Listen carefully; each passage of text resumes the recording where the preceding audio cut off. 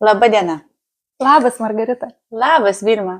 Seniai nesimatėm. Seniai. Tai nuo visų stalų kalėdinių. Nuo visų stalų. Su naujais metais visus. Ir tave. Ir tave.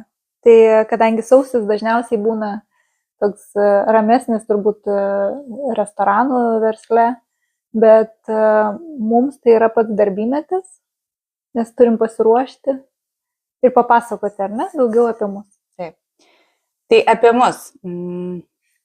Mums sunkiai sekasi su socialiniais tinklais ir tą bandom ištaisyti visais būdais, analizuojam, kokį principą pasirinkti savo darbų sklaidai, savo aistros sklaidai. Tai yra būtent maitinimo verslas, kuriame esame jau daugiau nei 15 metų.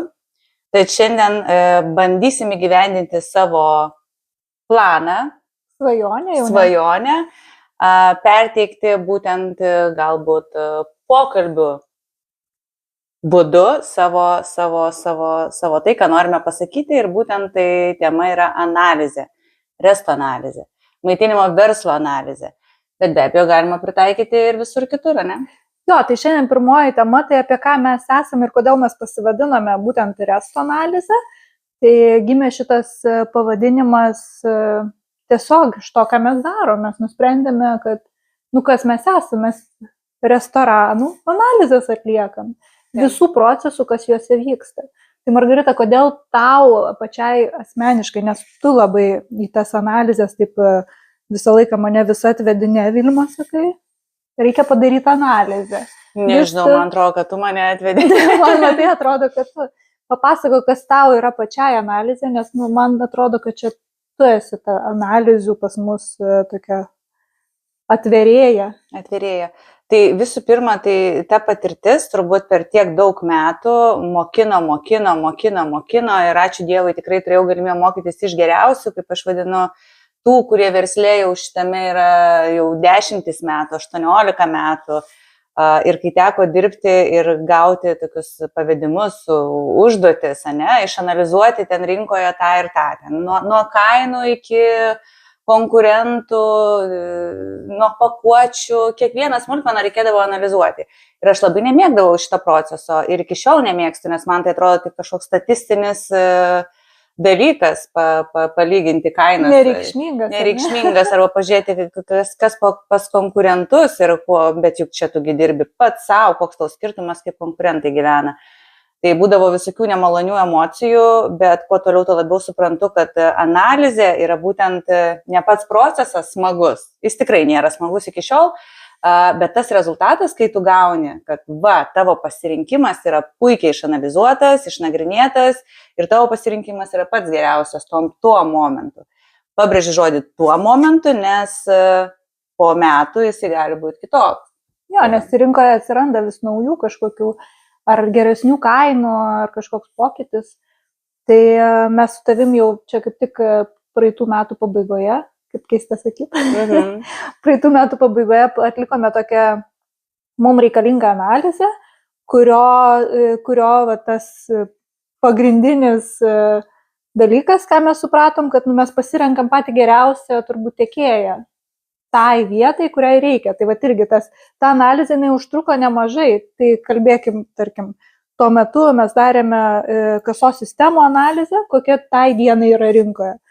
Tai visas procesas man asmeniškai truko labai ilgai, nes daug kas atsiunčia pavėluotai pasiūlymus, tu turi išsinagrinėti, daug kas visiškai ne į temą atsiunčia.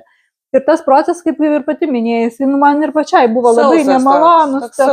Jo, aš turėjau belstis, išsiaiškinti, toksai. Bet kai mes turime lentelę, į kurią sudedam tuos jau tas rezultatus, pagal kuriuos mes vertinam, ko mums reikia, ar ne, ir tada matai, tai čia mes žiauriai daug padarėm darbo, ar ne, ir mes matom, skaičiai sako už save, atsiliepimai kažkokie irgi įeina į analizę. Ir kai tu jau ateini su pasirinktų savo kažkokiu tiekėju, kasos sistemų šiuo atveju buvo, tai tu žinai, kad tu išsirinkai tai vietai geriausiai. Bet prisiminkim, nuo ko mes pradėjom. Iš tikrųjų, resto analizė prasidėjo nuo personalo problematikos. šiame versle nuolat girdime. Tai nėra kam dirbti, tai darbuotojai nemotyvuoti, tai mažai atlyginimai. Na, iš kurios pusės pažiūrėsi, iš ten yra savų kažkokių minusų, pliusų, niuansų. Ir mes pradėjom rašyti programas mokymų įvairias būtent personalo temai. Ir mūsų ta stiprybė buvo būtent, kad tai nėra šabloniškas mokymas, šabloniški patarimai, šabloniški procesai. Mes tengiamės pritaikyti kiekvienai įmonei, kiekvienai skirtingai koncepto įmoniai, skirtingas metodikas. Bet nuo ko viskas ir prasidėjo?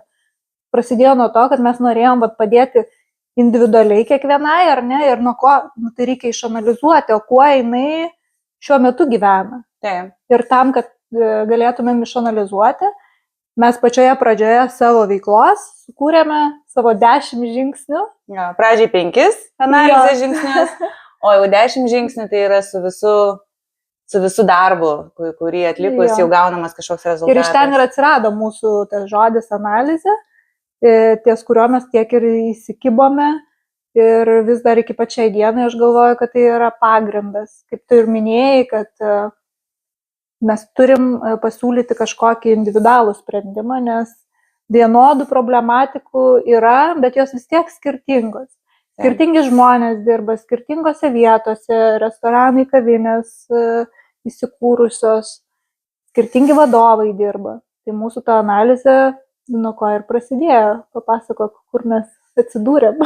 Ir išaugo į labai didžiulę analizę, kadangi nuo personalo peraugom į visos veiklos, tokį valdymą, visos veiklos įsikūrimą, jeigu tai yra nauja vieta, mes ir per savo patirtis perėjom visus etapus bet kaip samdomos darbuotojas. Niekada nebuvome kaip tokios padėjėjos iš šono ir dabar jau perėjusios ne vieną kartą iš naujo visus etapus, taip objektyviai stebinti iš šono, pamatėme labai daug klaidų.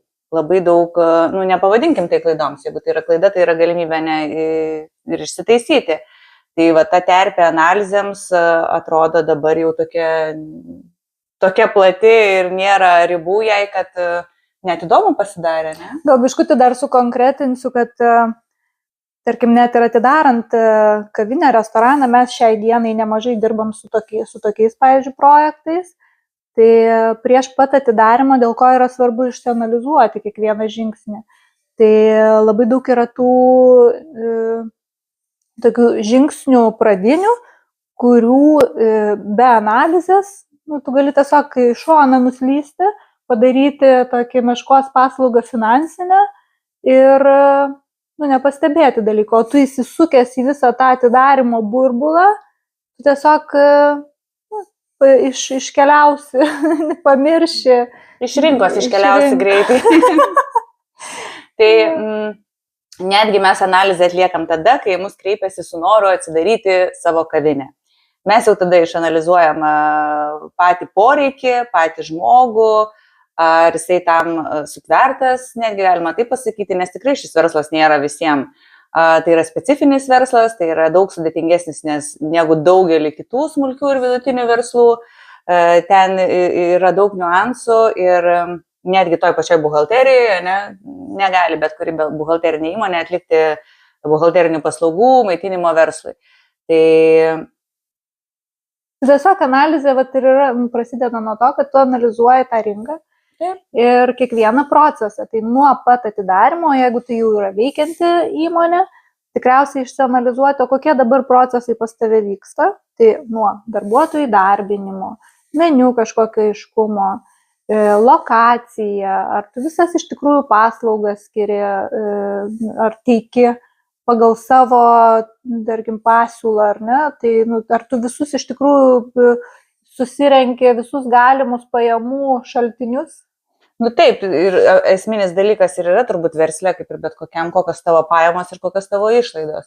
O čia jau yra daug tų sudedamųjų dalių ir visi finansai ir visi personalai. Jo, ir kam reikalinga ta analizė, tai kad tavo verslas būtų pelningas. Čia turbūt pagrindinis mūsų tikslas. Analizė lygų pelnas. Siekiam pelno. Naudojam daug lentelių, kuriuo aš iki šiol tikrai irgi nemėgstu, bet kai tie skaičiai keičiasi, didėja ir realiai tai vyksta ne tik lentelėje, na tada pajauti tą tokį malonumą ir darbo vaisius. Tai va, apie ką yra analizė, ne? O apie ką yra analizė, jau pasisakėme, o apie ką yra mūsų tikslesnės galbūt analizės, tai jūs stebėkite mus toliau, nedalinsime savo patirtimi. Taip, ir tarp kitko čia irgi yra mūsų analizė, patikrinti save, kaip mes galėtume kalbėti apie tai, ne Instagrame, kur mums sunkiai sekasi, jeigu mums pavyks, patiks ir jums bus šita informacija naudinga, tai mes tikrai kviesimės ir įdomių dalyvių, pašnekovų ir gvildensime tokias temas giliau kaip visų procesų apžvalga ir visų procesų analizė maitinimo versle ir, kaip ir minėjau, ne tik maitinimo versle, šitie procesai vyksta bet kokiame versle. Tai tikrai yra naudinga, efektyvu ir gali būti rezultatyvu. Tai ačiū labai visiems, kurie šiandieną buvote su mumis. Čia jau kaip tikroji, jau laidoji. Taip, jau toks tikras prisistatymas įvyko. Kaip sakant, laukite tęsinio. Margarita ir Vilma. Resto analizė.